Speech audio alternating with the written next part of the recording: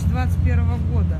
ساکنی شهر مسکو در میدانچه بازیکنی کودکان لحظه نماز گذاشتن مهاجر مهنتی را به نوار گرفت. ویدیو نواری موافق روز 5 ایول در شبکه یوتیوب علل خصوص در شبکه تلویزیونی 360 پیدا شد. Еще раз говорю, пожалуйста, любезнейшие, это даже неуважение к Аллаху. Отойдите, пожалуйста, на газон. در نوار دیده می شود که چگونه زن از یک مسلمان دغلانه طلب دارد که نمازگزاری را در میدانچه کودکان خاتمه بخشد و این عمل مهاجر را این زن به حرمتی نسبت الله نامید. ویدیو نواری مذکور بحث های شدید را در شبکه های اجتماعی به بار آورد که اکثریت روس‌ها از مهاجر مهنتی حمایت کردند.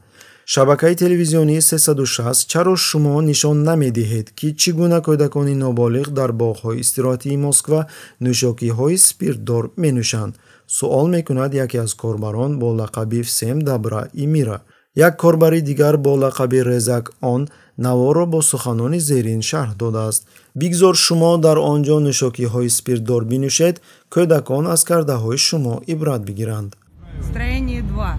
Попросила любезнейшего не совершать религиозные обряды на детской площадке. Он меня не слышит. В нашей стране это не приветствуется.